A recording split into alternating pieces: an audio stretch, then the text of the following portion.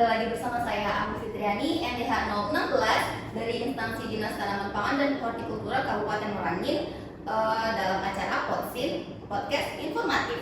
Hari ini kita akan membahas sebuah isu kontemporer yang menyangkut kedaulatan sumber daya alam dan keberlanjutan ekosistem, yaitu peti pertambangan emas tanpa izin. Nah, di sini saya telah bersama rekan saya. Saya Alif Syarsyad, nomor NDH 012 dari Instansi Badan Pengelola Keuangan dan Aset Daerah Kabupaten Merangin.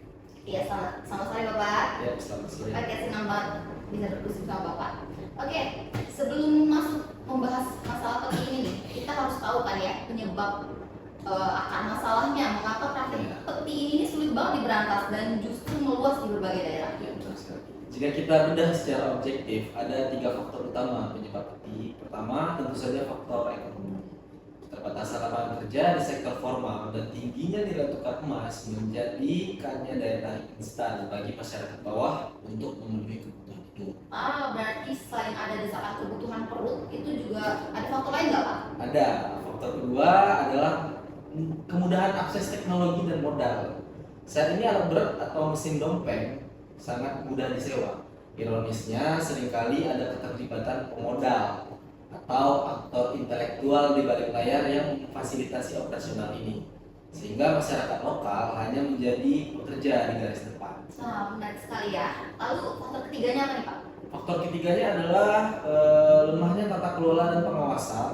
Luasnya wilayah Indonesia yang kaya akan deposit emas tidak sebanding dengan jumlah personel pengawas di lapangan. Selain itu, proses pengurusan izin tambang rakyat atau IPR seringkali dianggap birokratis dan mahal oleh masyarakat, sehingga mereka memilih jalan pintas yang legal namun instan.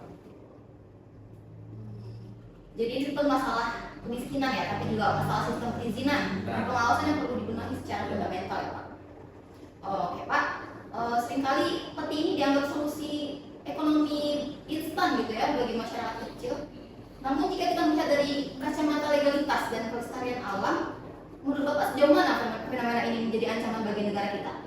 Selanjutnya kita harus memahami bahwa peti ini beroperasi di luar pengawasan teknis pemerintah. Dampak yang paling destruktif adalah penggunaan bahan kimia yang sangat berbahaya, terutama merkuri atau air reksa dalam proses pemisahan emas. Berbeda dengan perusahaan berizin yang memiliki sistem pengolahan limbah atau tailing, pelaku peti umumnya membuang sisa merkuri langsung ke aliran sungai. Wah, mengerikan sekali ya. Ya. Secara sains bukannya merkuri itu berbahaya Pak, tidak bisa dianggap remeh kan? Benar sekali. Terjadi proses bioakumulasi. Merkuri mencemari air, dikonsumsi oleh biota sungai dan akhirnya masuk ke rantai makanan manusia. Dampaknya adalah kerusakan saraf permanen dan cacat bawaan pada generasi mendatang. Selain itu, aktivitas peti secara masif menyebabkan degradasi lahan, pendangkalan sungai, dan hilangnya fungsi hutan sebagai daerah resapan air. Wah, mengerikan sekali ya teman-teman. Jadi jika kita beralih ke aspek regulasinya nih Pak Alif, pemerintah kan sebenarnya udah mengatur nih hal ini dalam undang-undang minerba. Mengapa praktik ini tuh masih masif dilakukan masyarakat meskipun sanksi hukumnya itu jelas dan berat? Sebenarnya ada kompleksitas di sini. Selain keterbatasan pengawasan, faktor ekonomi sering dijadikan pembenaran. Namun secara hukum pasal 158 Undang-Undang Nomor 3 Tahun 2020 dengan tegas menyatakan bahwa setiap orang yang melakukan penambangan tanpa izin dapat dipidana paling lama 5 tahun dan denda hingga 100 miliar rupiah. Belum lagi masalah risiko keselamatan kerja ya Pak. Ya. Pasti tidak ada yang ditetapkan di sana ya. Seringkali kita mendengar berita mengenai korban jiwa nih akibat tertimbun lubang dari galian tambang ilegal ini. Nah, Menurut Bapak bagaimana Pak? Ya. betul, karena tidak ada standarisasi K3 di sini, yaitu kesehatan dan keselamatan kerja. Penambang bekerja dalam kondisi yang sangat rawan kecelakaan. Secara esensi, peti bukan hanya merusak alam, tapi juga mengeksploitasi keselamatan manusia demi keuntungan jangka pendek. Nah, itu teman-teman. Nah, sebagai penutup diskusi kita kali ini, menurut Bapak, apa langkah strategis yang harus kita ambil untuk memitigasi dampak peti ini? Sebenarnya kita perlu pendekatan yang holistik. Pemerintah perlu memfasilitasi legalitas melalui wilayah pertambangan rakyat atau WPR agar operasionalnya terpantau.